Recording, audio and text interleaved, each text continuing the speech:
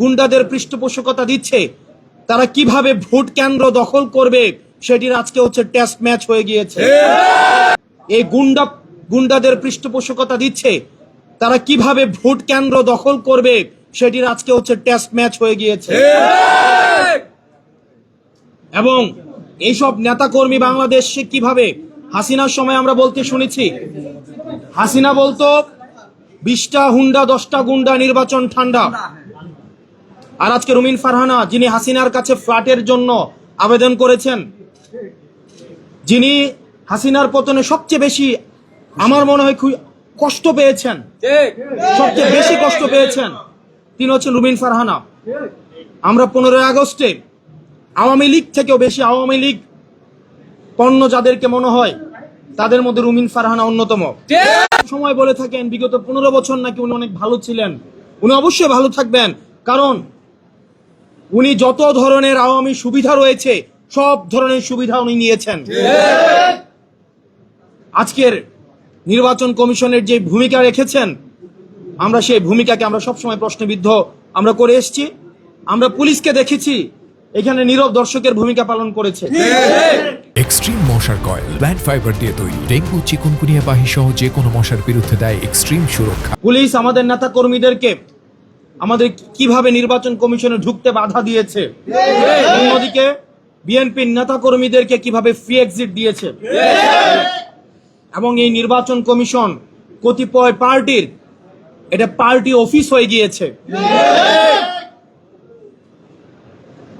প্রিয় সাংবাদিক বৃন্দ, আমরা বলে এসেছি, বারবার করে বলে এসেছি, আমরা একটি গ্রহণযোগ্য অবাধ নিরপেক্ষ নির্বাচনের দিকে আমরা যেতে চাই।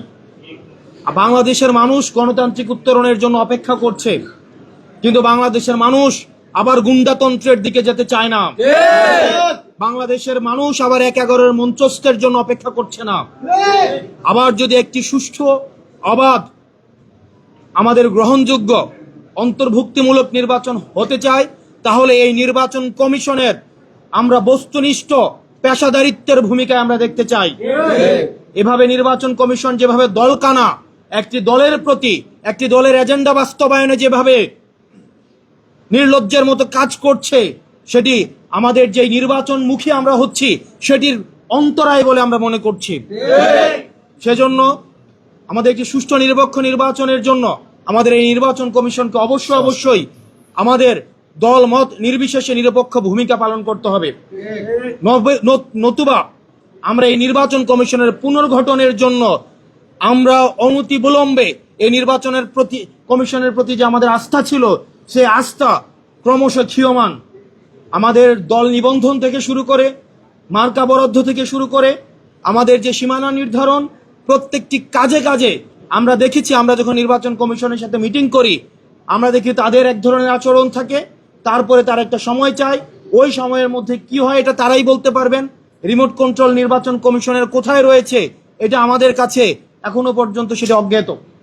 নির্বাচন কমিশনের যারা কমিশনার রয়েছে, আপনারা যদি মনে করেন আপনারা নিজেরা আপনাদের এই নির্বাচন কমিশন পরিচালনা করতে পারবেন না, আপনারা অন্যরা কেউ পরিচালিত করে আপনাদেরকে, আপনারা মানুষের সামনে সেটি প্রকাশ করুন। না হয় নিকট অতীতে আমরা নুরুল হুদা কমিশনকে আমরা দেখেছি, তার পরিণতি আমরা দেখেছি। বাংলাদেশের মানুষ আবার কোনো মঞ্চস্থ নির্বাচনের দিকে যেতে চায় না।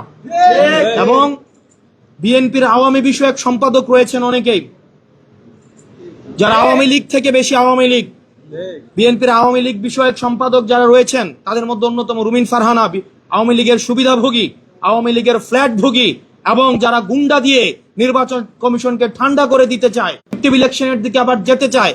আমরা এই বিএনপির আওয়ামী বিষয়ক সম্পাদকদেরকে বলবো, আপনারা জনগণের পালসকে বুঝুন, 24 পরবর্তী জনগণের পালসকে বুঝুন।